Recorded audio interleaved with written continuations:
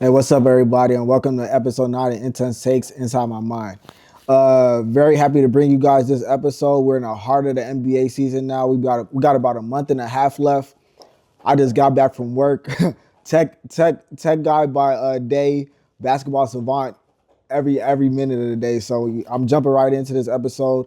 We got some shifts in our power rankings, best games, surprise teams, some great film also this week. So let's jump right into this episode. Hey, what's up, and welcome to our first segment of Power Rankings. So this week and moving forward for Power Rankings, like I said, we're in the heart of the NBA season, about a month and a half left. We're in March. So what I'm going to be doing is giving you guys my top 8, which are my title contenders going into the playoffs.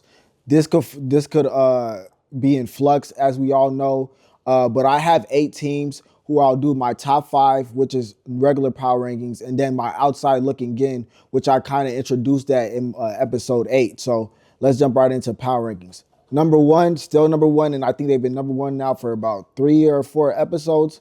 But the Detroit Pistons, they continue to win. Coming out of All-Star break, they're 6-1 with wins over the Cavs, the Thunder, and the Knicks. 45-14 right now. Just playing great basketball, man. To me, and I see a lot of sites, I see a lot of odds, and got some have the Pistons as low as fourth to come out of the East, with the Knicks, the Celtics, and the Cavs coming being in front of them, which just blows my mind because the Pistons have literally beaten the brakes off of all 3 of those teams. So I don't really understand it. I get it, but it's not like they're a team this will be their first playoff run. They went to the playoffs last year. Took the Knicks 7 games last year. So this is a team that's just getting better and better. Like I said, they've been dominant from start to finish, and they've beaten all the best teams in the NBA. Still hold number two in defensive rating, number 10 in offense. Like I said, big wins. They have big games coming up against the Magic, who are a solid team, and then they play the Cavs tonight also. So they're my favorites to come out of the East. They've always been my favorites to come out of the East since the offseason, since the beginning of the season.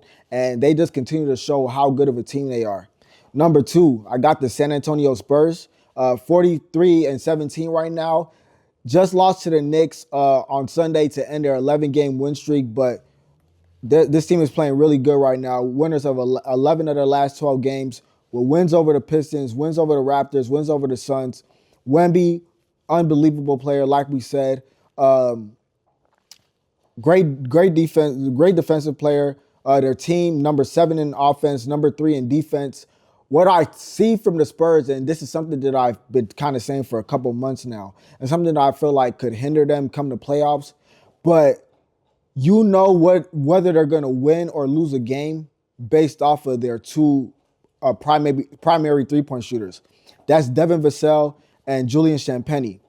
Those 2 players right there, when they win, those 2 players make a combined 7+ threes. Versus the Pistons, for example, I seen those 2 players by themselves outscore the Pistons from 3-point range. Going against the Knicks on Sunday, they lost the game because neither one of those players could hit threes. They combined for 18 points. So there's a blueprint to beating the Spurs. They're still a really good team to me. And to me, it's kind of crazy how people, and I understand San Antonio has more talent than Detroit, but San Antonio is a title contender in a lot of people's eyes, and Detroit isn't. And I don't really get it, but nonetheless, the Spurs are a great team, and they've been playing great basketball, especially over the past 2 months. Number 3, I got the Oklahoma City Thunder coming in. They're beginning to get healthy. We know Shea is back. Came back with a vengeance also over the weekend on Friday when they played the Nuggets. They're sitting at 47-15 right now. Wins over the Cavs with no Shea, no Jay Will. Wins over the Nuggets, like I said. Been number 1 in defense the whole year. They're number 5 in offense. And like I said, they're starting to get back healthy. Jay Will's going to be back pretty soon. And this team, they're going to hit their stride, and they're going to go in looking like a team that's a force to be reckoned with, like they were at the beginning of the year. Number 4, I got the Minnesota Timberwolves coming in. Like I said, this team is very up and down, very inconsistent, but I think if you ask anybody who studies basketball, who is watching and keeps up with the NBA, this is a real title contender. They've beaten all the good teams. They've beaten OKC. They've beaten San Antonio. So they've beaten the top teams in the West. They just beat Denver on Sunday. So they're a really good team. They're sitting at 38-23 right now. Wins over the Clippers, wins over the Nuggets, but they have a loss to the Sixers with no Joel Embiid, and they lost that game by damn near 30. So this team just needs to build consistency, especially on the defensive end, and build on their offense too. They're number 9 in offense, number 5 in defense, but like I said, they're a true title contender. And number 5, I got the Denver Nuggets coming in. They're sitting at 38-24 right now. The Nuggets are a hard team to kind of, I guess, get a gauge for right now because they're so injured. But I know Aaron Gordon, Peyton Watson, they will be back in the next 7 to 10 days, which will be a huge boost for this team, especially on the defensive end, because they're sitting at number 20 in the whole NBA in defense right now. Still number 1 in offense. You're going to be like that when you have Jokic, who's having an all-time year once again, averaging a triple-double, and his PER is off the charts too. So Denver, they're going to be good. They're a title contender. I don't think anybody could deny that. So looking forward to just seeing how they continue to build, especially when Peyton Watson and Aaron Gordon comes back. Now, my 3 teams that I have on the outside looking in, number 1, sitting at number 6, got the Houston Rockets. Houston is 5-2 since the All-Star break, 38-22 right now, 3rd in the Western Conference. Big wins over the Magic, but also a very, very bad loss to the Knicks. I think if you ask a lot of Houston fans and a lot of basketball fans, Houston should be 7-0 in these last 2 games. Gave up a game against Miami that they shouldn't have, and like I said, that 18-point collapse against the Knicks in the fourth quarter was just not a good look. Top defensive team in the league, sitting at number 5, number 8 in offense. They just need to build consistency, and I think what we've been starting to see with this team over the past 2 or 3 weeks with injuries to Jabari or Tari Eason or Amen Thompson. But this team at this point, they need to feed more into Reed Shepherd. They need to just go ride with him and see what he could do for them. Great shooter, and I think he's becoming better and better at handling the ball as a point guard. So I think that's what this team needs to do to move forward and continue to get better and better. But I'm high on this team. I think this team has a high ceiling. I think they can continue to get better. It's just about building that consistency. Sitting at number 7, I got the New York Knicks. They're sitting at 39-22 right now with wins over the Rockets, like I said, over the Spurs, but losses to the Pistons and the Cavs. They're number 3 in offense right now, number 8 in defense. And to me, they're going to go as far as Jalen Brunson and OG Anunoby take them. This team is very good. I feel like they could be better on defense, but there's, like I said, with a lot of these teams, it's just about consistency. New York is 14-4 in their last 18 games also. So this is a good team to me. But like I said, I think they're going to go as far as Brunson and OG can take them. And then number 8, I got the Boston Celtics sitting at 41-20 right now. Wins over the Lakers and the Suns. Obviously, Jaylen Brown is an MVP candidate. Shout out to Joe Mazzulla for having this team play good. The philosophy hasn't changed at all, but they're continuing to get better and better. And defensively, they're getting better and better too. They're sitting at number 5 in defense, number 2 in offense. So yeah, I think this team is playing great basketball overall, and they could definitely make a push to the Eastern Conference Finals. Hey, what's up, and welcome to the best games that I've seen over the past week and a half or so. Number 1, got to go with that OKC versus Nuggets game. OKC ended up pulling it out in overtime, 127-121. SGA came back from injury, going 12 for 28 from the field, finishing with 36 points. Was on a minutes restriction, so he actually wasn't able to play in overtime. OKC still was able to come out with the win. Jokic finished with 23, 17, and 14, but was 9 of 25 from the field. Jamal Murray finished with 39, 8, and 6. Nuggets had OKC at the beginning of the game, was up double digits for most of the first half and some of the second half, but OKC pulled out, was able to cut that deficit towards the end of the third quarter and was able to keep it pretty even in the fourth quarter also. And like I said, was able to pull it out in overtime. But I think most people that was watching this game, and this is actually a credit to Denver because they're missing Aaron Gordon and Peyton Watson, like I said. But I feel like most people watching that game was like, oh yeah, these are definitely the two best teams in the NBA. And it sure looked like that too. So I think this is a series that everybody is looking forward to watching if it happens in the playoffs. But like I said, that was one of the best games that I watched for sure. My second game was the Spurs versus the Raptors. This was also a really, really good game. Spurs had it for much of the first half. Raptors was able to get out to a 15-point lead in the third quarter, went into the fourth quarter with a 12-point lead. But going back to what I was saying in my first segment, power rankings, as far as the Spurs go, Julian Champetti and Devin Vassell, from the 3-point line. Spurs hit 7 threes in the fourth quarter of that game. And that by itself allowed them to outscore the Raptors and ended up winning this game 110-107. But like I said, that was a really good game. And I think for the Raptors, the fact that's a young team that's building with a coach that's in his third year now, but they want to be able to, excuse me, they want to be able to hold their own against these top contenders, especially in the Western Conference. And I know I spoke about it a couple weeks ago or a few weeks ago when they played against the Minnesota Timberwolves. But being able to hold their own against the best teams in the league like that will bode well for them moving forward. But those are the best games that I've seen over the past week and a half. Hey, what's up, and welcome to my MVP rankings and surprise teams for this week's episode. Number one, still gotta have Cade. Number one in my MVP rankings, best record in the league with the most flawed roster out of all the contenders. I don't think anybody could debate that. He's averaging 25, 6, and 10.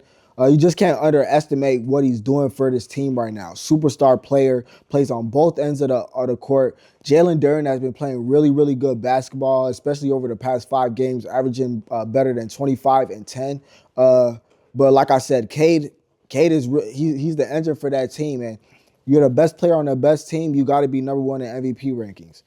Number two, got Shea back in there. Shea is back healthy. He's back on the floor, averaging 32, 6, and 6 on 54% shooting. Second best record in the NBA, just an elite player all around. He also plays on both ends of the floor. Can't underestimate that. Jokic is coming in at number 3, averaging 28, 12, and 10 on 57% shooting right now. Come back down to earth. I know he was shooting like 63, 64% earlier in the season, but he's had some struggling shooting nights as of late. Also struggling with turnovers too. With all that being said, he's on pace to have the all-time PER record in the NBA. Right now, he has a PER of 34, which is fucking outrageous. So he has to be number 3 on my MVP rankings. Number 4, got Jaylen Brown, averaging 29, 7, and 5 right now. Second best record in the East. Also an elite player on both ends of the floor. Can't really underestimate what he's doing this year, showing that he's a true number 1, playing at a superstar level. Gotta tip my hat to Jaylen Brown for real. And then number 5, look, gotta put Kevin Durant at number 5. I feel like people aren't talking about him enough. The shit that he's doing right now is outrageous. Coming out of the All-Star game, he's had 5 30-point games, a 40-point game also. He's averaging 26, 5, and 5 on 51, 40, 89 from the free throw line. Third best record in the West. Elite player on both ends of the floor. People don't talk about how good of a defender he actually is because he's so elite on offense and so efficient. But Kevin Durant is top. He's got to be top 5, and anybody with a brain, he got to be top 5 in your MVP rankings. He's just playing that good right now. So those are my MVP rankings for this week. Now my surprise team, and I spoke about this team in episode 8, and I think I started talking about them in episode 7. Charlotte, though, coming out of All-Star break, Charlotte is not slowing down. They're continuing to play great basketball, continuing to just they're just continuing to build on with this young team and just I think the more I see them play, the more I'm like, oh, okay, because now they're at a point where they're blowing out bad teams. And that's how you know a team is like going on an upward trajectory. When you're blowing out bad teams, that means you're starting to become a good team. You're starting to become a better team. You're not playing with your food. And that's what Charlotte is doing. And then they're playing right up there with the good teams. We saw them do it with Detroit the day before they went into All-Star break. So Charlotte is playing great basketball. This is outrageous right here.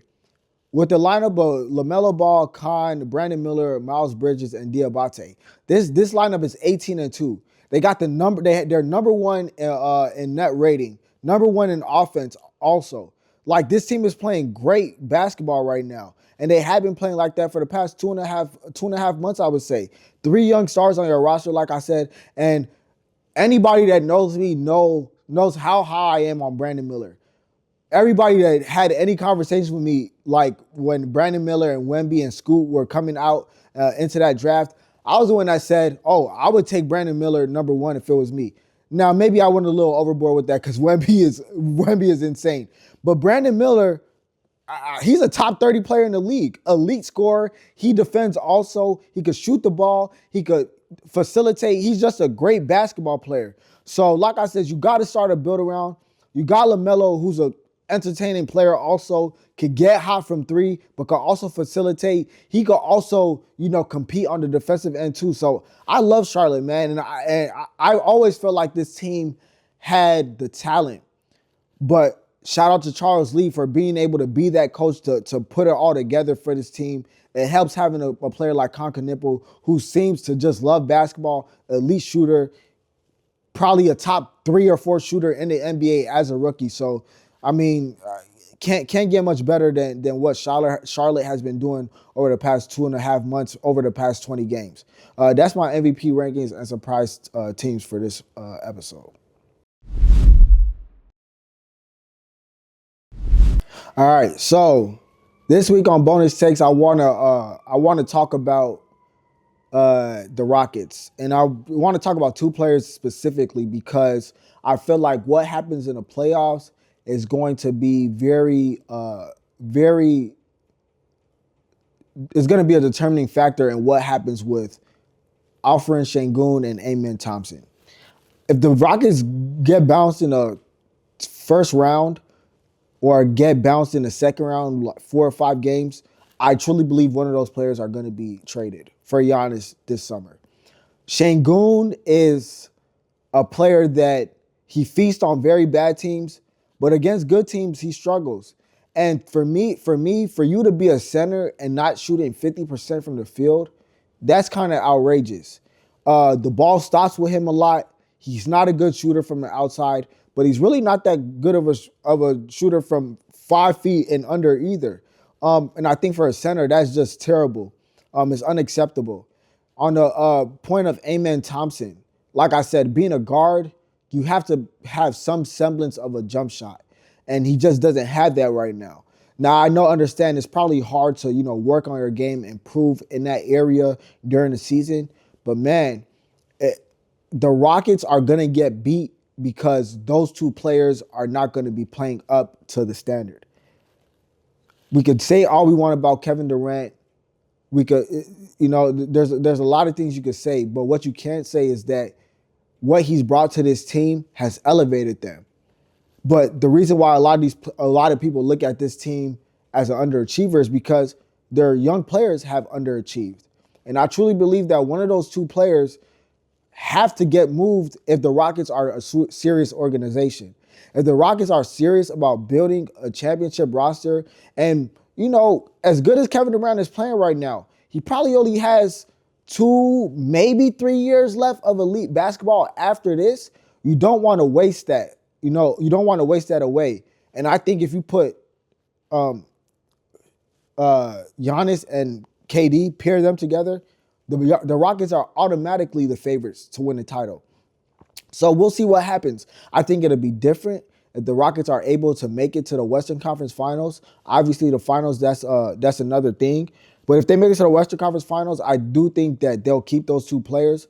But there has to be, and there's definitely a path for the Rockets to make it to the Western Conference Finals. Like I said, I'm still high on this team. I think they can make it to the finals.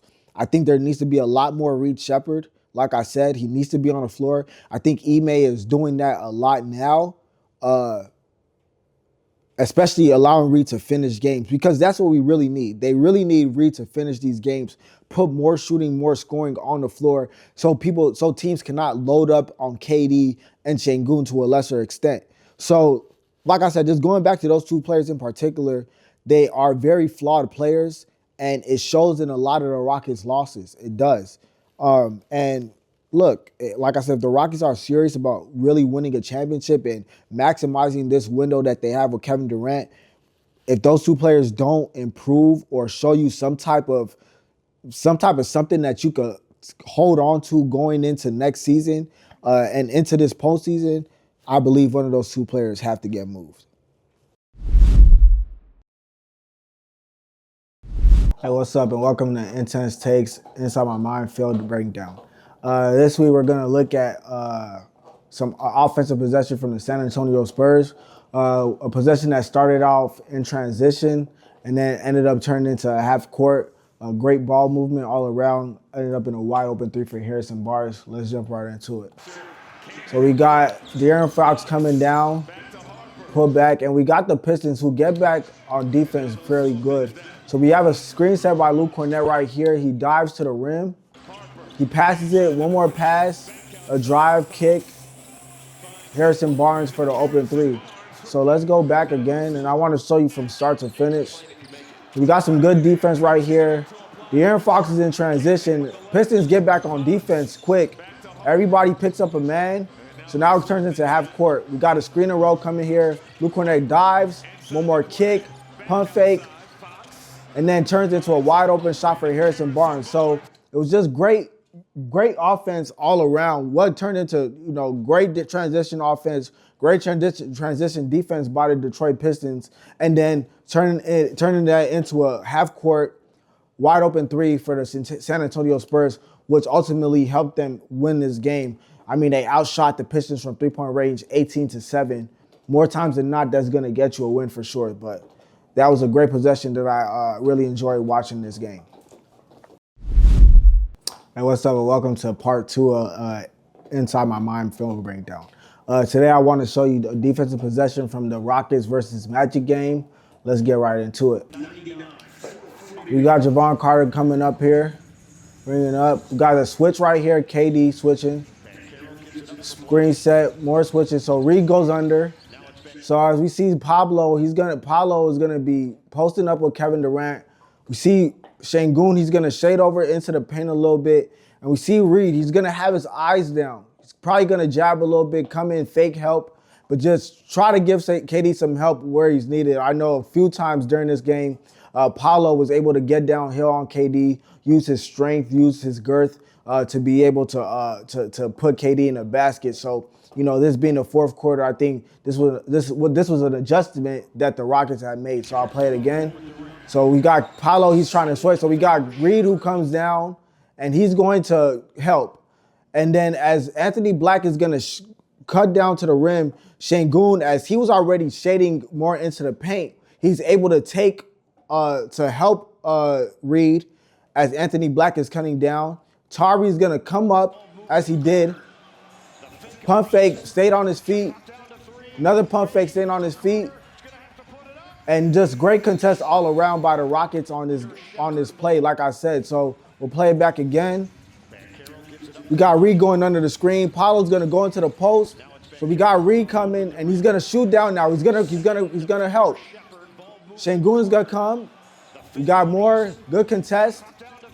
Good contest. Stay on his feet, and another great contest. So it's just great basketball, a great defensive possession by the Rockets all around. Like I said, Reed being able to at first shade down, then go for instant help in a post on Paulo. As Anthony Black cut to the rim, Sengun was already in the paint to help that out. Jevon Carter comes to replace. Tari's able to come, stay on his feet, defend. Ends with Josh Okogie staying on his feet also and being able to force a shot clock violation. Hey, what's up, and welcome to the last part of this segment. Today, I want to show you offensive and defensive possession, or defense leading into an offensive possession from the Warriors versus Denver Nuggets game. Great game all around by the Warriors reserves. As we all know, Stephen Curry is not playing right now. Draymond Green also did not play in this game, I believe. And the Warriors were able to pull out this win.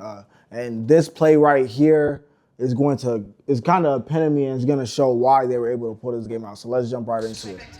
So we got right here, Christian Braun and Jokic is going to go into a pick and roll. Brown is going to go in. Great defense by Al Horford. Now look at this transition. We got Will Richardson coming out, pump fake by Santos as Al Horford is coming up for a three. So it was just great transition offense, but just great defense that led into it. So we're going to run it up again. Jokic is bringing it up. They're going to go into a pick and roll. Brown is going to take it all the way to the rim. Great defense by Al Horford, but Will Richardson, he's coming. Transition, kick it out. We got a pump fake. And great pass by Santos and right into a set jump shot for Al Horford.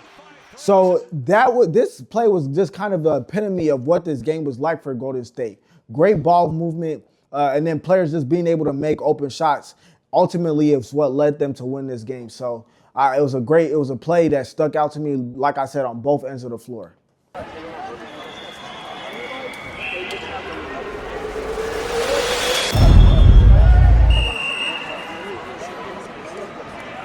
Hey, what's up? And thank you for tuning in to episode 9 of Intense Takes. 9 episodes in, man. I appreciate everybody that's been supporting me, watching, subscribing.